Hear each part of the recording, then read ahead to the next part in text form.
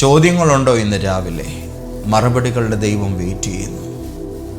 നിൻ്റെ ലൈഫിലെ ഏത് തരം സംശയത്തിനും പ്രതിവിധിയുമായി പരിശുദ്ധാത്മാവ് തയ്യാറായി നിൽക്കുന്ന ഒരു വിശിഷ്ട സമയത്തിലേക്കാണ് ഇന്നത്തെ ദൂത് നിങ്ങളെ വിളിക്കുന്നത്. ഞാൻ ആത്മാവിൽ അറിയുന്നു, കർത്താവിനോട് ഡിസ്കസ് ചെയ്യാതെ പലതും ഉള്ളിൽ നീട്ടിക്കൊണ്ട് നടക്കുന്ന ഒരുപാട് പേരുടെ കണ്ണുനീരിന് ഉത്തരം വെളിപ്പെടുന്നൊരു അത്ഭുത ദിവസമാണിത്. ഇന്നത്തെ പ്രവചനദൂത് കർത്താവ് നിങ്ങളോട് സംസാരിക്കാൻ പോകുന്ന സമയമാണ്. എല്ലാവരെയും വളരെ ആത്മാർത്ഥതയോടെ ഇന്നത്തെ പ്രവചനദൂതിലേക്ക് നമ്മുടെ രക്ഷകനും കർത്താവുമായ ബലവാനായ യേശു ക്രിസ്തുവിന് മഹത്വം നിറഞ്ഞ വലിയ നാമത്തിൽ സന്തോഷത്തോടെ ഞാൻ സ്വാഗതം ചെയ്യുന്നു. വിശുദ്ധ മത്തായിയുടെ സുവിശേഷം 19 അധ്യായം 27 മുതൽ 30 വരെയുള്ളതായ പരിശുദ്ധ വചനങ്ങളിൽ കർത്താവിൻ്റെ വാത്സല്യനിധികളായ പ്രിയപ്പെട്ട ശിഷ്യന്മാർ യേശുവിനോടൊരു ചോദ്യം ചോദിക്കുന്നു. ആ ചോദ്യം എങ്ങനെയാണ്? പത്രോസ് യേശുവിനോട് ചോദിക്കുന്നു, ഞങ്ങൾ സകലവും വിട്ട് നിന്നെ അനുഗമിച്ചുവല്ലോ, ഞങ്ങൾക്ക് എന്ത് കിട്ടും എന്ന് ചോദിച്ചു. ദൈവത്തോട് പലപ്പോഴും ചോദ്യങ്ങൾ ചോദിക്കുന്നതിൽ നമ്മളൊക്കെ മടിയുള്ളവരാണ്. കർത്താവ് എന്ത് വിചാരിക്കുമെന്നൊക്കെയുള്ള ചിന്ത നമ്മളിൽ പലർക്കുമുണ്ട്. പ്രത്യേകിച്ച് ഇങ്ങനെയൊക്കെ ഒരു ചോദ്യം ചോദിക്കുമ്പോൾ നമ്മുടെയൊക്കെ നടുവിലെ ഒരു കൂട്ടം ദൈവശാസ്ത്രജ്ഞന്മാർ ഇങ്ങനെയൊക്കെയുള്ളതായ ചോദ്യങ്ങളെ കടുത്ത സ്വാർത്ഥതയായിട്ടൊക്കെ വിശദീകരിക്കുന്നുണ്ട് താനും. അങ്ങനെയൊക്കെയുള്ളപ്പോൾ ഇങ്ങനെയൊക്കെ ദൈവത്തോട് ചോദിക്കാമോ എന്ന് ചിന്തിക്കുന്നവരോട് ഞാൻ പറയട്ടെ, നമ്മുടെ എല്ലാ ചോദ്യങ്ങളെയും സ്വാഗതം ചെയ്യുന്നവനാണ് നമ്മുടെ കർത്താവായ യേശു. നിങ്ങൾ ഇന്ന് ചോദ്യങ്ങൾ ഉയർത്തുവരുവാൻ കാരണമായിരിക്കുന്ന നിങ്ങളുടെ സാഹചര്യം ഒരുപക്ഷെ അത് ഭയമായിരിക്കാം. ആ ഭയത്തിൽ നിന്നുള്ള ചോദ്യങ്ങൾക്ക് യേശു ധൈര്യത്തിൻ്റെ ഉത്തരം നൽകും. നിങ്ങൾ എങ്ങനെ മുന്നോട്ട് പോകുമെന്നുള്ളതായ വഴിയറിയാതെ ഉഴലുന്നൊരു ചോദ്യത്തിൻ്റെ നടുവിലായിരിക്കാം. വഴി അവിടുന്ന് കാണിച്ചു തരും. ഞാനിനി എങ്ങനെ ഇത് മറികടക്കുമെന്നറിയാതെ എൻ്റെ കാര്യങ്ങൾ എങ്ങനെ പൂർത്തീകരിക്കുമെന്നുള്ളതായ പ്രശ്നത്തിൻ്റെ നടുവിലായിരിക്കാം നിങ്ങളായിരിക്കുന്നത്. ആ ചോദ്യങ്ങൾക്കും കർത്താവ് ഉത്തരം നൽകും. എൻ്റെ കുഞ്ഞിൻ്റെ ഭാവി എന്താകും? എൻ്റെ ഭവനത്തിൻ്റെ അവസ്ഥ എന്താകും? നിങ്ങളുടെ ഉള്ളിൽ ഇപ്പോൾ ഉരുത്തിരിയുന്ന ഏതൊരു സംശയവും ഒരു മടിയും കൂടാതെ കർത്താവിനോട് പറഞ്ഞുകൊള്ളൂ. അവിടുന്ന് വ്യക്തമായി ഒരു ഉത്തരം നൽകും. ഒന്ന് പറഞ്ഞ്, എൻ്റെ എല്ലാ ചോദ്യങ്ങളെയും യേശു സ്വാഗതം ചെയ്യുന്നു. അങ്ങോട്ടേക്ക് കർത്താവ് നിങ്ങളുടെ ചോദ്യങ്ങളെ സ്വാഗതം ചെയ്തിട്ടുണ്ടെങ്കിൽ ഉത്തരങ്ങളെ ഇങ്ങോട്ട് സ്വീകരിക്കാൻ നിങ്ങളും തയ്യാറായിക്കോ. ചോദ്യങ്ങളുണ്ടെങ്കിൽ ഉത്തരം തരിക തന്നെ ചെയ്യും. ഞങ്ങളെല്ലാം വിട്ട് അനുഗമിച്ചു, എന്ത് കിട്ടും? മറുപടി പറഞ്ഞു, വരാൻ പോകുന്ന ലോകത്ത് നിത്യജീവനെ തരും. തീർന്നില്ല, എന്നോടുകൂടെ നിങ്ങളും 12 സിംഹാസനങ്ങളിൽ നിന്ന് ഇസ്രായേൽ ഗോത്രങ്ങളെ ന്യായം വിധിക്കുന്ന ഒരു ദിവസം വരുന്നുണ്ട്. നമ്മുടെ ജീവിതത്തിൽ ക്രിസ്തു നിമിത്തം നമ്മൾ എന്തൊക്കെ പരിത്യജിച്ചാലും 100 മടങ്ങായി നൽകുമെന്ന് ഉത്തരവ് നൽകിയിരിക്കുന്നു.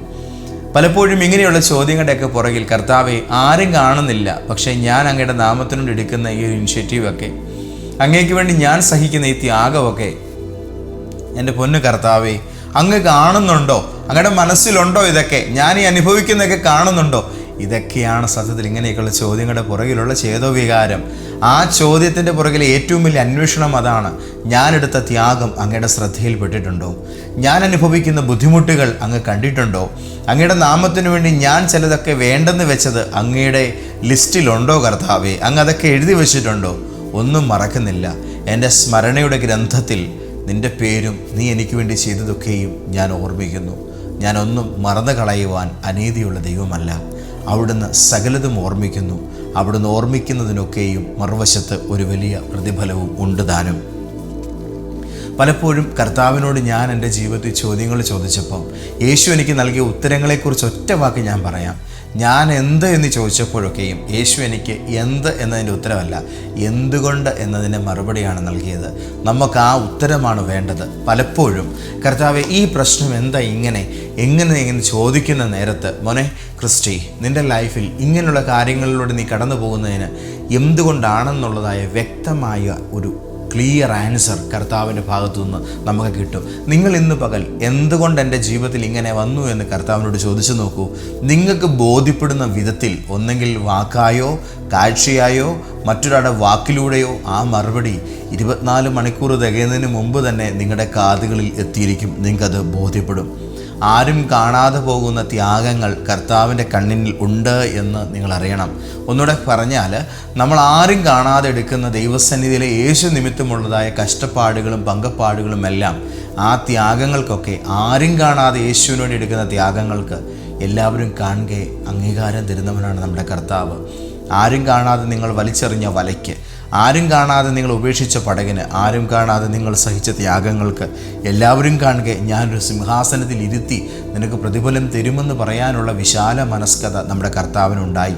അങ്ങനെയാണെങ്കിൽ എല്ലാവരും കാണുക രഹസ്യമായി നാം പരിത്യജിച്ചതിന് പോലുമുള്ള പരസ്യ അംഗീകാരം കർത്താവ് തരും. നിങ്ങളുടെ ജീവിതത്തിൽ പലരും പലതും കാണുന്നില്ല, കേൾക്കുന്നില്ല, കണ്ടിട്ട് കാണാതെ പോലെ പോകുന്നു. പക്ഷെ പേടിക്കേണ്ട, യേശു അങ്ങനെ ഒരു പ്രവൃത്തി ചെയ്യില്ല. കണ്ടിട്ടുണ്ട്, കാണുന്നുമുണ്ട്, അവിടുന്ന് കുറിച്ച് വെച്ചിട്ടുമുണ്ട്, കൃത്യമായത് വരുന്നുണ്ട്.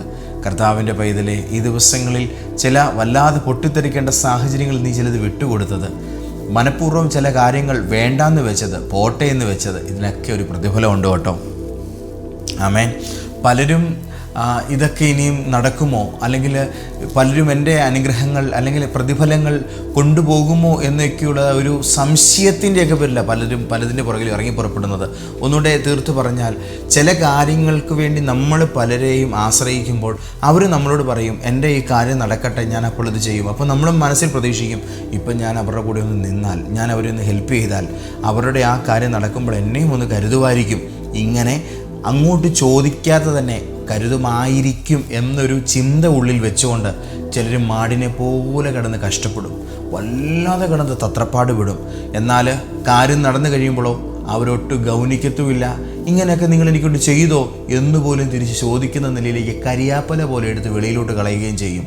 എന്നാൽ ഒന്നും ഞാൻ പറയാം, ദൈവം തമ്പുരാനോട് പോലും എനിക്ക് എന്ത് കിട്ടുമെന്ന് ചോദിക്കാൻ അപ്പോസ്തലന്മാർ തയ്യാറായി. ഈ തിരുവെഴുത്ത് നമുക്ക് കാണിച്ചു തരുന്ന ഒരു വലിയ പാഠം അതാണ്. ദൈവം തമ്പുരാനോട് പോലും എനിക്ക് എന്ത് കിട്ടുമെന്ന് ചോദിക്കാനുള്ളതായ ആ ഒരു വിശാല മനസ്കത, തുറന്ന് ചോദിക്കാനുള്ള ധൈര്യമുള്ളവരെയാണ് യേശു തൻ്റെ കൂടെ നിർത്തിയത്. അതുകൊണ്ട് ഒന്ന് ഞാൻ പറയാം, ദൈവത്തോട് പോലും എന്ത് കിട്ടുമെന്ന് ചോദിച്ച അപ്പോസ്തോലിക പാരമ്പര്യത്തിലാണ് നമ്മൾ പിന്തുടർച്ച നടത്തുന്നത് എങ്കിൽ, നമ്മളുടെ ഒപ്പം നിൽക്കുന്ന, നമ്മൾ ഇന്ന് ആർക്കു വേണ്ടി എന്തൊക്കെ ചെയ്യുന്നോ, ഏത് മനുഷ്യനോടും ഞാൻ എൻ്റെ സമയം നിങ്ങൾക്ക് വേണ്ടി തരുമ്പോൾ, ഞാൻ എൻ്റെ പരിശ്രമങ്ങൾ, എൻ്റെ അറിവുകൾ, എൻ്റെ ടെക്നോളജി ഞാൻ നിങ്ങൾക്ക് പ്രൊവൈഡ് ചെയ്യുമ്പോൾ, നിങ്ങൾ എനിക്ക് എന്ത് തരുമെന്ന് ചോദിക്കാനുള്ള ധൈര്യം നിങ്ങൾ കാണിച്ചോളൂ. ദൈവത്തോട് പോലും ചോദിക്കാൻ അപ്പോസ്തലന്മാർ അതിന് ധൈര്യം കാട്ടിയെങ്കിൽ നിങ്ങൾ ചോദിക്കുന്നതിൽ ഒരു തെറ്റുമില്ല. പലരും നമ്മളെ ചൂഷണം ചെയ്യാനുള്ള പല പദ്ധതികളെയും നമുക്ക് ഒഴിവാക്കാൻ അത് നമ്മളെ സഹായിക്കും. അവരും ഇവരും അതും ഇതും തരുമെന്ന് ചുമ്മാ ചിന്തിച്ചുകൊണ്ട് പലർക്ക് വേണ്ടി എന്തുമായി തീരാൻ നിന്നുകൊടുക്കല്ലേ. പകരം എന്ത് തരുമെന്ന് കൃത്യം അവരുടെ നാക്കിൽ നിന്ന് കേൾക്കാൻ, അത് വാക്ക് മാറുന്നവരാണെങ്കിൽ അവരെ കൊണ്ട് അതൊരു ഡോക്യുമെൻ്റാക്കി വെപ്പിക്കാനുള്ള വ്യക്തമായ വിവേകം ഇന്ന് രാവിലെ കർത്താവ് നിനക്ക് പറഞ്ഞു തരുന്നു. എന്ത് കിട്ടുമെന്ന് അപ്പോസ്തലന്മാർ ചോദിച്ചു. ഞങ്ങൾ വിട്ടിട്ട് വന്നു, ഞങ്ങൾ ത്യാഗം സഹിക്കുന്നു, ഞങ്ങൾക്ക് നീ എന്ത് തരും? ആ ചോദ്യം അവർ ചോദിച്ചു. എന്ത് തരുമെന്ന് ദൈവത്തോട് ചോദിച്ചാലേ എന്ത് കിട്ടുമെന്ന് പലപ്പോഴും മനസ്സിലാവുള്ളൂ. അവിടുന്ന് അറിഞ്ഞു തരുന്നവനാ, പക്ഷേ അവിടുത്തെ ഹൃദയത്തിൽ എന്താണ് നമുക്ക് വേണ്ടി കരുതിയിരിക്കുന്നതെന്ന് അങ്ങോട്ടേക്ക് ചോദിക്കണ്ടേ? നമ്മൾ ദൈവത്തോട് ചോദിക്കാൻ മടിയില്ലാത്തവരാണെങ്കിൽ മനുഷ്യരോട് ചോദിക്കാൻ അത്രയും പോലും മടി കാണിക്കേണ്ടതില്ല. അപ്പോസ്തലന്മാർ ചോദിച്ചു.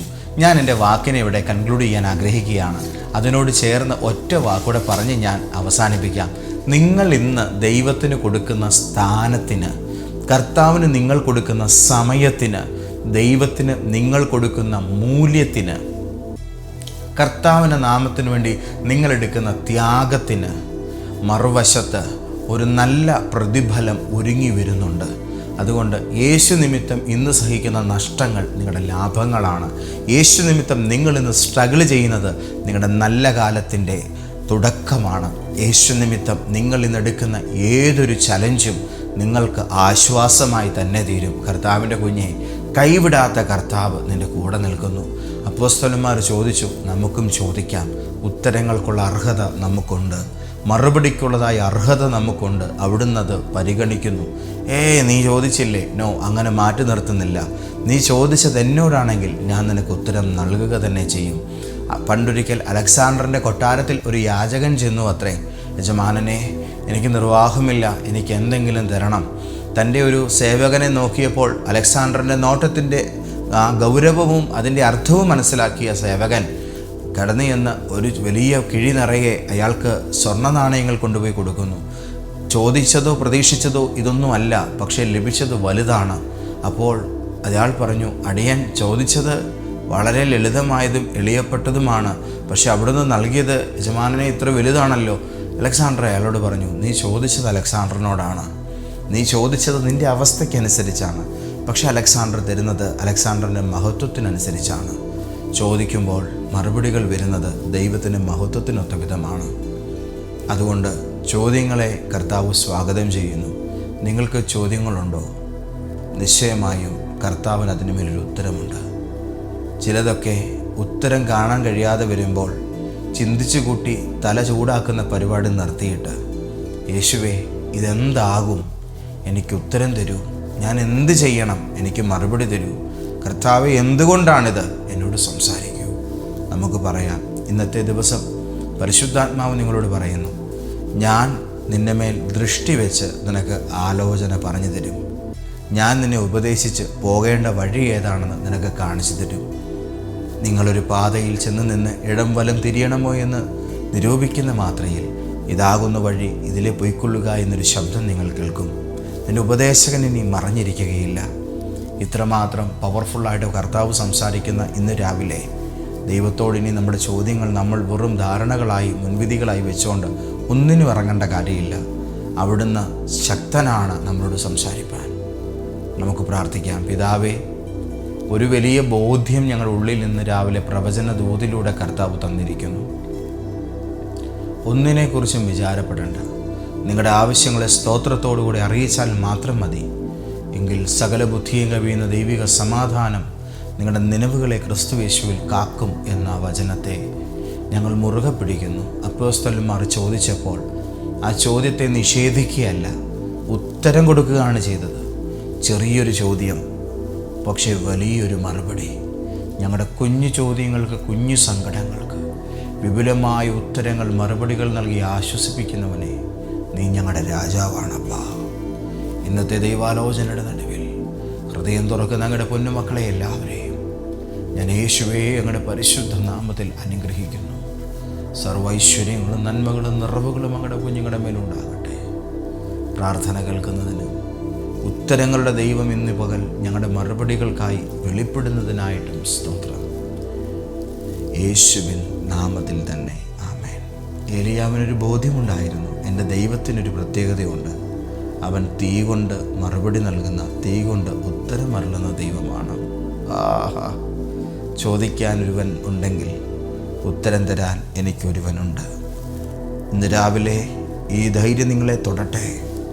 കർത്താവിൻ്റെ പൊന്നുമക്കളെ, ഇന്നത്തെ ദൈവിക ശുശ്രൂഷ നമ്മുടെ ചർച്ചിൽ നടക്കുകയാണ്. അനുഗ്രഹീതമായ ഡെലിവറൻസ് മീറ്റിങ്ങിൽ പങ്കുചേരാൻ ഞാൻ നിങ്ങളെ ക്ഷണിക്കുന്നു. ഈ വർഷം സ്കൂൾ തുറക്കുന്നതിന് മുമ്പ് മെയ് മാസം 30-ാം തീയതി ഫസ്റ്റ് ബെൽ വിത്ത് ജീസസ് എന്നൊരു അനുഗ്രഹീത ശുശ്രൂഷ നമ്മുടെ ചർച്ചിൽ നടക്കുകയാണ്. സ്കൂളും പുതിയൊരു പാഠ്യവർഷവും ഒക്കെ നമ്മുടെ മുമ്പിൽ വെളിപ്പെടുമ്പോൾ അതിലേക്ക് പോകുന്നതിന് മുമ്പ് നിങ്ങളുടെ ബാഗും പുസ്തകങ്ങളും ഒക്കെ ആയിട്ട് നിങ്ങൾ നമ്മുടെ ചർച്ചിലേക്ക് വരണം. ഈ മാസം 30-ാം തീയതി നിങ്ങളെ ഞാൻ അനുഗ്രഹിച്ചയക്കും. ഇത്തവണ വിദ്യാലയങ്ങളിലേക്ക് പോകുന്നത് ഒറ്റയ്ക്കല്ല, കർത്താവിൻ്റെ അനുഗ്രഹവുമായിട്ടാണ്.